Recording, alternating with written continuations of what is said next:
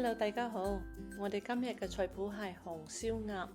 我呢個做法咧簡單又好食。咁依家我哋睇下紅燒鴨用嘅材料，有老抽、辣嘅南乳，呢南乳係紅色嘅啊，蠔油、磨豉醬。如果你冇，可以用豆瓣醬都可以㗎，屋企有乜就用乜。黑胡椒粉，呢個係生抽，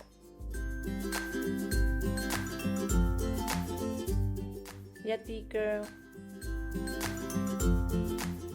同埋4粒個蒜頭就夠啦。咁我哋依家開始準備我哋啲材料啦。咁我哋選擇鴨呢，最好係選長度嗰隻鴨，因為佢口感啦，食起嚟有依韌韌，比較好食。首先我哋清理隻鴨先，將佢洗乾淨。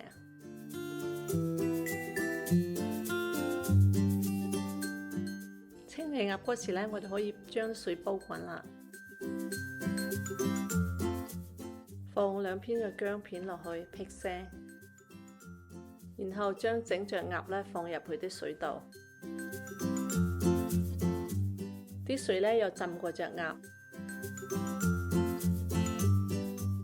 然後冚蓋煮佢大概半個鐘左右。半個鐘之後咧，用筷子篤入個鴨度拎出嚟。如果係冇血水，咁咧隻鴨咧就得啦。然後用凍水再清洗下隻鴨，然後將隻鴨咧斬件。冬菇咧用水浸完佢，起碼要2個鐘以上，或者你可以浸過夜啊。喜歡食冬菇嘅朋友，你不妨可以放多啲冬菇啦，都係冇問題嘅。將啲薑切塊。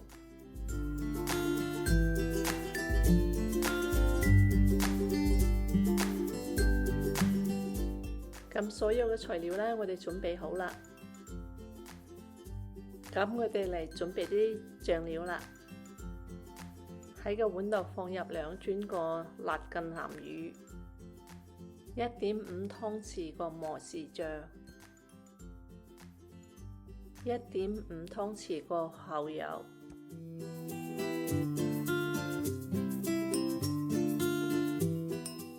，1湯匙個老抽，1.5湯匙個生抽，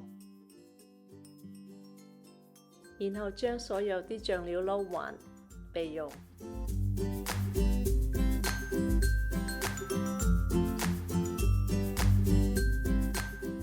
好啦，我哋依家開始嚟煮個鴨啦。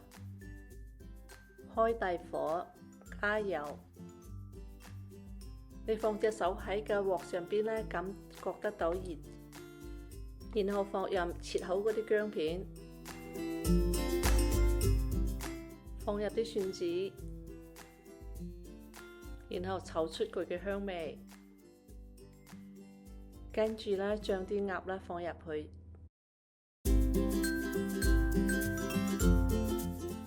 撒入1茶匙個黑胡椒粉，跟住炒佢1分鐘，將啲鴨咧炒均水少少。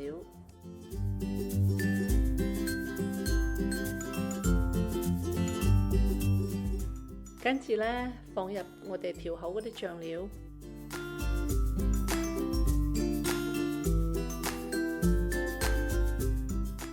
然後將啲醬料啦撈勻，等所有啲鴨咧都會裹上啲醬料。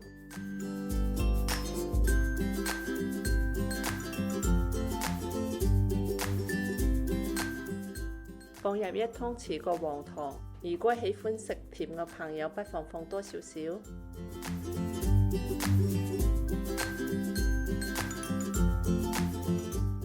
放入啲冬菇，將啲冬菇咧翻炒幾下，然後等佢熟入啲醬料，然後放水，密過啲材料嘅一半。後冚蓋煮佢半個鐘。好啦，30分鐘過後啦，咁啊睇下啲鴨，啲水啊啱啱好，呢個時候咧可以試味啦。